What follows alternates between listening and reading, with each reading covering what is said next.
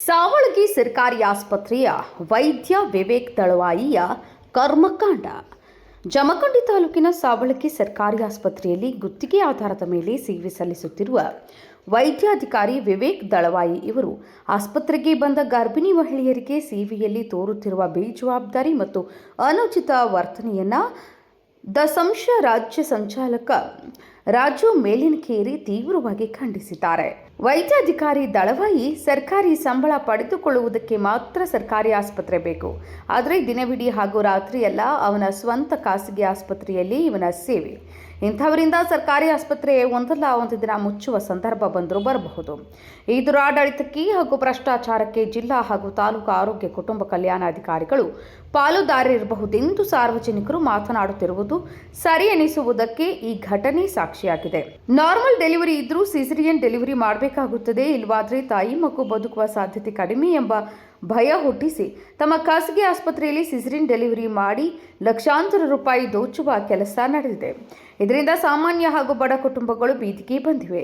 ಗರ್ಭಿಣಿ ಮಹಿಳೆಯರು ಸರ್ಕಾರಿ ಆಸ್ಪತ್ರೆಗೆ ಬಂದು ತೋರಿಸಿಕೊಂಡು ಕೂಡಲೇ ಎಕ್ಸ್ರೇ, ಸ್ಕ್ಯಾನಿಂಗ್, ಬ್ಲಡ್ ಚೆಕ್ ಮಾಡಲಿಕ್ಕೆ ಸಾವಳಗಿಯ ದಳವಾಯಿಯು ತಮ್ಮ ಸ್ವಂತ ಆಸ್ಪತ್ರೆಗೆ ಕಳುಹಿಸಿ ಹಣ ಸುಲಿಗೆ ಮಾಡುವ ಕೆಲಸ ನಡೆದಿದೆ. ರಾಜು ಮೇಲಿನಕೆರೆ, ಕರ್ನಾಟಕ ರಾಜ್ಯ ದಲಿತ ಸಂಘರ್ಷ ಸಮಿತಿ ರಾಜ್ಯಾಧ್ಯಕ್ಷರು. ಇವತ್ತಿನ ಸುದ್ದಿ ಮಾಧ್ಯಮದ ಮುಖಾಂತರ ಜಿಲ್ಲಾಡಳಿತಕ್ಕೆ ತಿಳಿಸುವುದೇನೆಂದರೆ, ಜಮಖಂಡಿ ತಾಲೂಕಿನ ಸಾವಳಗಿ ಗ್ರಾಮದ ಸರ್ಕಾರಿ ಆಸ್ಪತ್ರೆ ಇವತ್ತು ಭ್ರಷ್ಟಾಚಾರ ತಾಂಡವಾಡುತ್ತಿದ್ದು, ಅಧಿಕಾರಿಗಳು ಕೇಳುವ ಒಂದು ವ್ಯವಸ್ಥೆಯಲ್ಲಿ ಇಲ್ಲದೇ ಇರುವಾಗ ನಾವು ಇವತ್ತು ಹೋರಾಟದ ಮೂಲಕ ನಮ್ಮ ಒಂದು ಸಾವಳಗಿ ಆಸ್ಪತ್ರೆಯನ್ನ ಬಚಾವ್ ಮಾಡಿಕೊಳ್ಳುವ ಒಂದು ವಿಚಾರದಲ್ಲಿ ಇವತ್ತು ನಾವು ಪತ್ರಿಕಾ ಮಾಧ್ಯಮಕ್ಕೆ ಬಂದಿದ್ದು.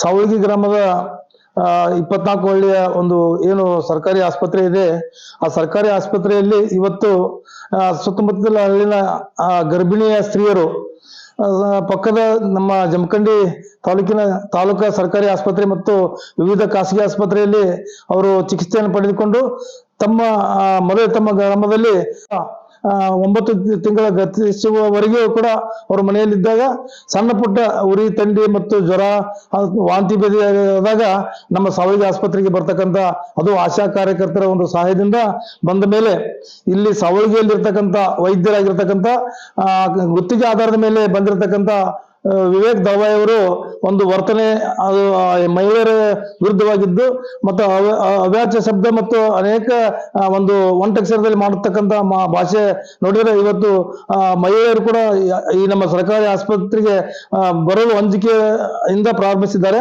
ಹಾಗಾಗಿ ಇವತ್ತು ಆ ಡಾಕ್ಟರ್ ವರ್ತನೆ ಹೇಗಿದೆ ಅಂತಂದ್ರೆ, ಅವರದೇ ಆಗಿರತಕ್ಕಂಥ ದಳವಾಯಿ ಮಲ್ಟಿಪರ್ಪೋಸ್ ಆಸ್ಪತ್ರೆ ಇರೋದ್ರಿಂದ ಸಾವಳಗಿಯಲ್ಲಿ ಇಲ್ಲಿ ಬಂದಿರತಕ್ಕಂಥ ಏನು ಬೇರೆ ಬೇರೆ ಆಸ್ಪತ್ರೆ ಏನು ವೇದಿಕೆ ಸೇವೆಯನ್ನು ಪಡ್ಕೊಂಡು ಬಂದಿರತಕ್ಕಂಥ ಮಹಿಳೆಯರಿಗೆ ಈ ಸರ್ಕಾರಿ ಆಸ್ಪತ್ರೆಯಲ್ಲಿ ಬಂದ್ರೆ, ನಮ್ಮ ಆಸ್ಪತ್ರೆಗೆ ನೀವು ಬಂದಿಲ್ಲ, ನಾವು ನೋಡಿಲ್ಲ, ನಿಮ್ಮನ್ನು ನೋಡುದಿಲ್ಲ ಅಂತೇಳಿ ಅವ್ರನ್ನ ಮರಳಿ ಕಳಿಸುವಂತ ಒಂದು ವ್ಯವಸ್ಥೆ ಈ ವೈದ್ಯಾಧಿಕಾರಿ ಮಾಡ್ತಾರೆ. ಯಾಕಂದ್ರೆ ಇವತ್ತು ಬಂದಂತ ಆಶಾ ಕಾರ್ಯಕರ್ತರಿಗೂ ಕೂಡ ನಮ್ಮ ಹಾಸ್ಪಿಟಲ್ಗೆ ಯಾಕೆ ತಂದಿಲ್ಲ ನೀವು?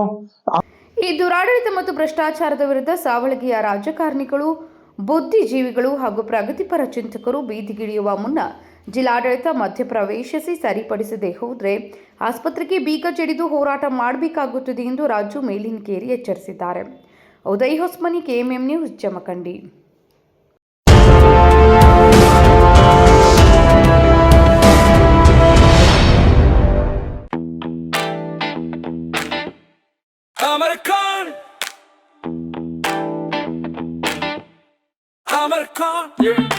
अमरकॉन कलेक्शन में आओ, नई वैरायटी यहाँ पाओ,